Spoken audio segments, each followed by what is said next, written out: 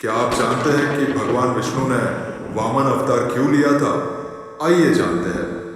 युग युगांतर से जब भी अधर्म अपनी सीमा लांघता है, धरा कांप उठती है, देवताओं की सांसें थम जाती है। ऐसा ही समय फिर आया। असुरों के वीर प्रबल राजा महाबली बलि ने न केवल पृथ्वी बल्कि स्वर्ग लोक तक अपना अधिकार जमा लिया। देवराज इंद्र और समस्त देवगण चिंता और भय से व्याकुल होकर श्रीहरि विष्णु की शरण में पहुंचे। नयन अश्रुपूरित थे, वाणी कांप रही थी। हे नारायण, हमें अधर्म के इस अंधकार से मुक्ति दीजिए। भगवान विष्णु मुस्कुराए और उन्होंने लिया अपना 5वां अवतार वामन रूप में। एक दिव्य बालक के रूप में जन्म लिया। उन्होंने अदिति के गर्भ से साधना से आलोकित वन में जब अदिति ने आंखें खोली तो देखा एक तेजस्वी बालक उनकी गोद में मुस्कुरा रहा था। उसके नेत्रों में था ब्रह्मांड का रहस्य और चरणों में संपूर्ण धर्म का वास। छोटा कर मगर व्यक्तित्व महान, हाथ में कमंडलू, कांधे पर छाता और मुख पर मंद मुस्कान। वामन ज्ञान का जीवन स्वरूप बनकर ग्राम ग्राम वन वन घूमने लगे। लोगों को सत्य का मार्ग दिखाते विनम्रता से, बिना किसी अपेक्षा के। उनकी वाणी में था अमृत और चाल में था ध्यान। उधर महाबली बलि, जिसने अपनी वीरता और तप से तीनों लोगों को जीत लिया था। यज्ञों के आयोजक, ब्राह्मणों के पूजक और दान में अद्वितीय, पर धीरे धीरे उस पर चढ़ने लगा अहंकार का आवरण। वह भूल गया कि शक्ति का मूल है विनम्रता। बलि ने एक महायज्ञ रचाया। वह वचन देता, जो मांगो वह मिलेगा। रत्न, भूमि, स्वर्ण सब कुछ लुटा देता। उसे गर्व था, मैं सबसे बड़ा दाता हूं। पर नियति उसकी परीक्षा लेने को तैयार थी। और तभी वह आया एक छोटा तेजस्वी ब्राह्मण बालक। उसके आने से ही जैसे वातावरण शुद्ध हो गया। सभी मंत्रमुग्ध हो उठे।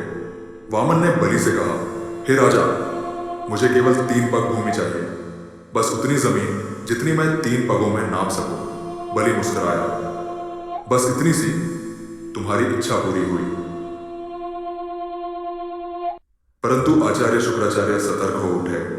उन्होंने चेतावनी दी, यह साधारण बालक नहीं है, यह तो स्वयं नारायण है। वे तुम्हारी परीक्षा लेने आए हैं। पर बलि ने कहा, यदि यह विष्णु भी है तो इससे बड़ा सौभाग्य क्या होगा कि मैं उन्हें दान दे सकूं। ज्यों ही बलि ने जल अर्पण किया, वामन बढ़ने लगे और बढ़ते गए और बढ़ते गए।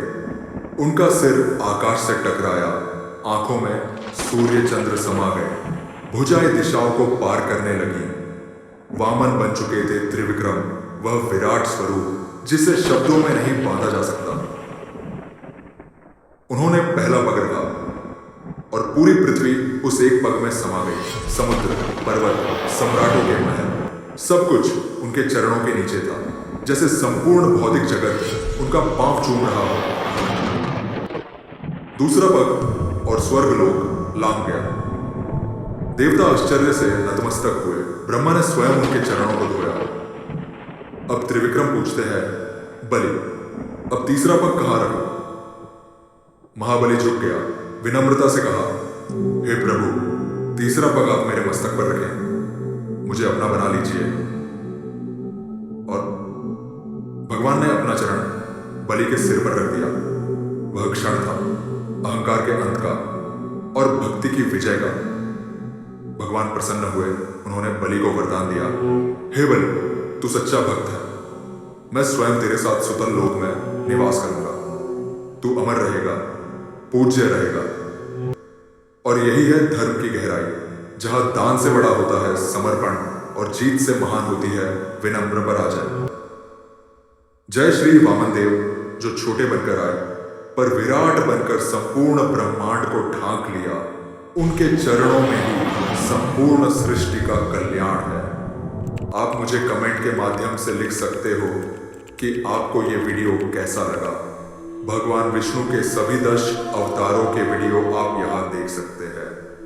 वीडियो पसंद आए तो सब्सक्राइब करके मेरा हौसला बढ़ाइए।